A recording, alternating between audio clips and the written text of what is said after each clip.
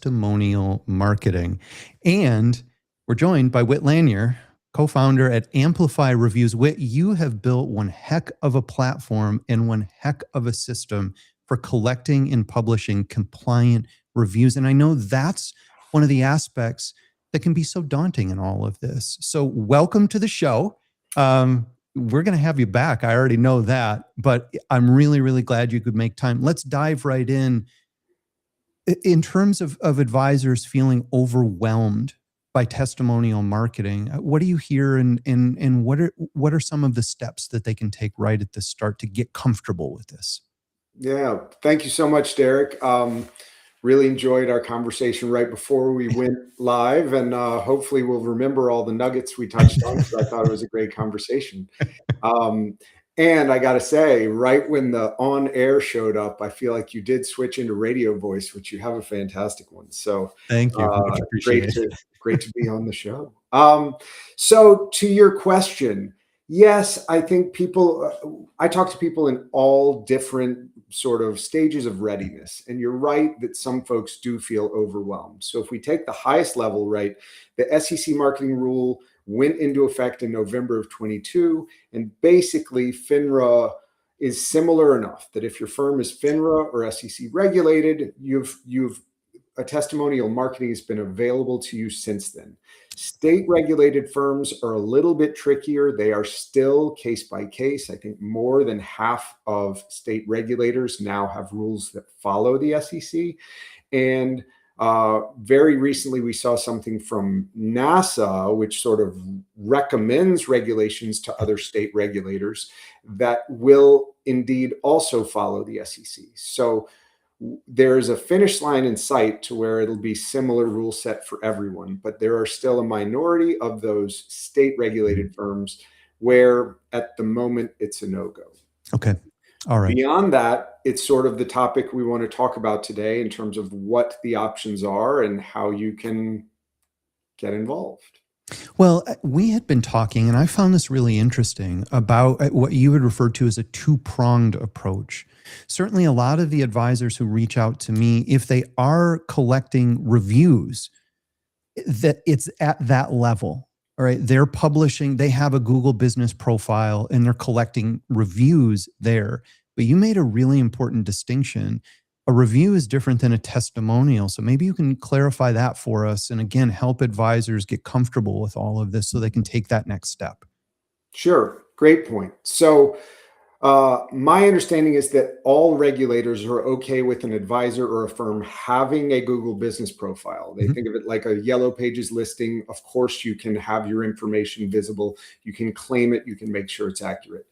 And there's no option to disable reviews. So if you have a Google business profile, people can leave one.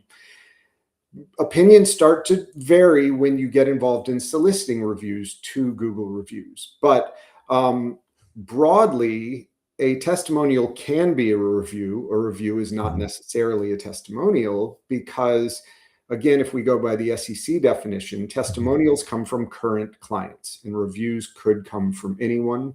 And the regulators make the distinction that endorsements are from non-current clients. Okay. So you can get folks to leave Google reviews. They may or may not be testimonials. And of course, one of the tricky things that people get hung up on is the need for disclosures. I'll touch briefly on adoption or entanglement with those reviews. Those are the compliance terms. And that's where it can get a little murky. I mentioned at the start, you've built a system for this, so you know how it works. I also know at your previous startup, you kind of did this once or twice. What are some of the steps advisors need to be taking at the outset, whether they're going to be using a third-party platform to publish the reviews or whether they're going to be doing it on their website? What do they need to have? What do they need to be documenting? Because I know that's another key component of this. So great question. I think most folks know that one of the main stipulations of the regulation is that there is no cherry picking, meaning you cannot just go ask your best client for a testimonial or your best 3 clients for a testimonial and only put those on your website. So there's a few approaches you can take to ensure you aren't actually cherry picking or not accused of cherry picking. And so one of the things I think we'll try to revisit at the end of the conversation, from all the conversations we have had, we felt like there was a need for a template for a testimonial policy. And so we've created that in an effort to be approach agnostic, product agnostic, where it is just saying, how are you going to make sure everyone has an equal opportunity to leave a review? And if you have provided, well, a testimonial, and if you have provided that opportunity, that sort of alleviates the concern of cherry picking. So one thing is to just start thinking about what your policy or your approach is going to be. And we tried to take the approach of almost a Mad Lib, where we want you to look at what we put together and you can fill in the blanks on a couple of critical questions in terms of where there's a finite number of options of how you would approach this. Okay. We actually have a question that came in that I want to bring up. I think you've touched upon this, but maybe a little more detail on the documentation side. Excellent question. And I'll read it just in case anybody's just listening. The question says, you can't cherry pick reviews. Can you cherry pick testimonials? Interesting semantics. I should clarify, the regulation is actually more specifically, you can't cherry pick testimonials. Okay. We don't have enough time for me to dive into why you don't want to try and manipulate reviews either. The short version is everyone who administers reviews, it's against their terms of service. And if they catch you doing it, they will penalize you in whatever way that they can. So the best practice, regardless of how you're doing it, is to not try and filter or gate what people can write based on what the sentiment is. The other thing that I'll quickly touch on is a lot of people, even if your compliance folks are okay with getting involved in Google reviews, a lot of people forget that there's two friction points that might prevent everyone from participating. One, you have to have a Google account to leave a Google review. Yeah. And two, in this industry, you have to be comfortable with your full name showing up next to the review.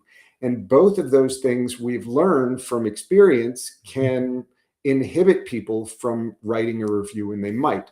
So when you talk about the two-prong approach, that's what we mean. You can provide one avenue where somebody doesn't need an account and they can have some control over their level of anonymity while still confirming they are an actual client.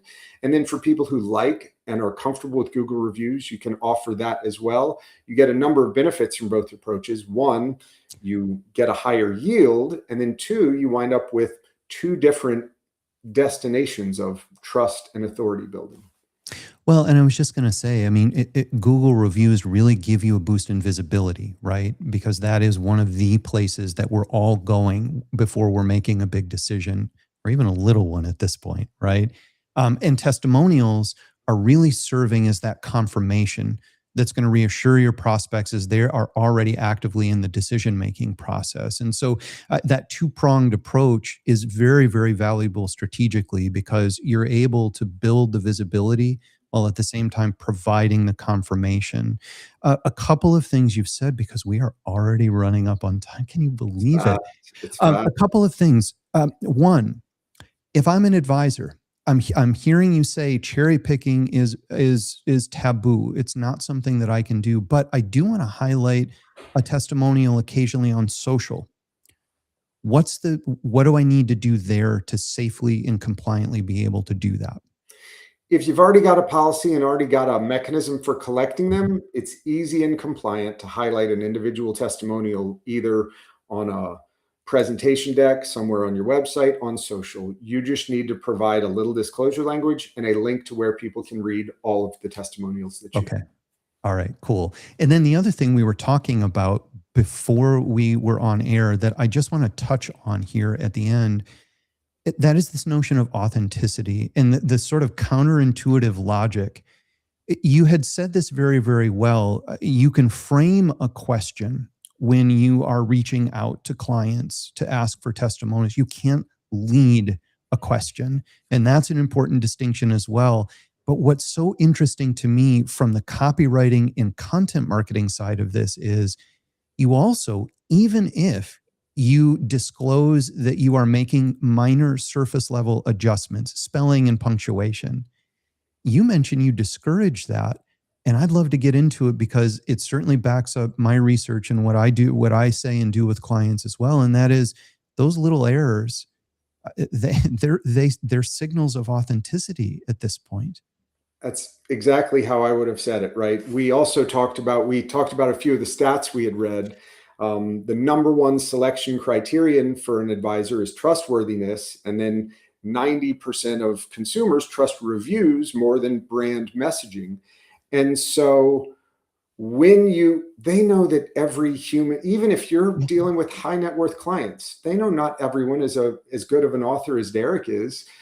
So when they see imperfect grammar, two periods, or a missing capitalization, that is not diminishing the value of this firm or advisor's brand. It is adding to the credibility that these are unfiltered and actual representative voices of what these experiences are.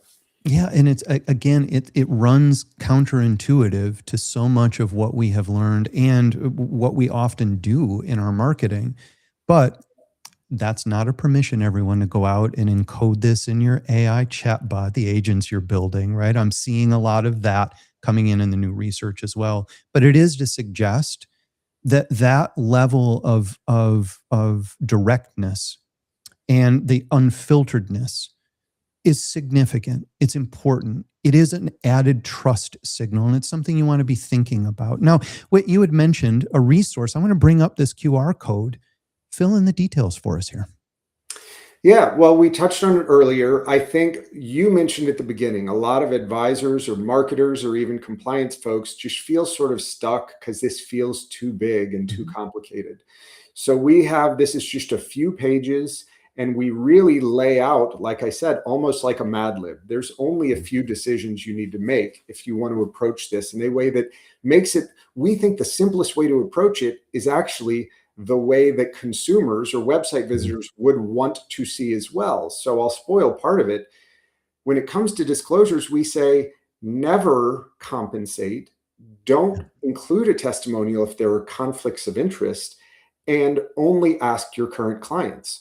Those are the three main disclosure questions you have to have. And if all of the testimonials on your website say these are only clients never compensated, no conflicts of interest, then I can just read all of them without having to worry, do I trust this one? Do I trust this one? So this is a Mad Lib testimonial policy. And if you read through these 3 pages, you will realize this is a very manageable and approachable endeavor to start thinking about undertaking.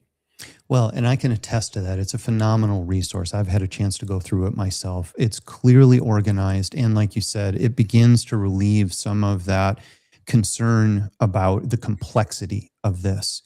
If you are interested in learning more tips and insights like these, subscribe to the Now That's BS newsletter. You can do that either on the Constellar Creative site or on LinkedIn. Our whole goal here is to help you create the bold and smart marketing that allows you to stand out for the people you know you can help the most.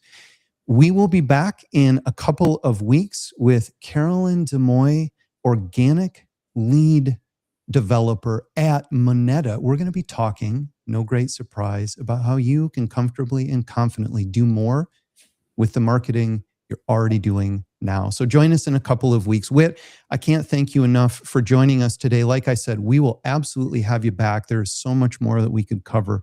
Thank you for making time. Thank you for tuning in, and we will see you in a couple of weeks. Thank you, Derek. Appreciate it. You got it.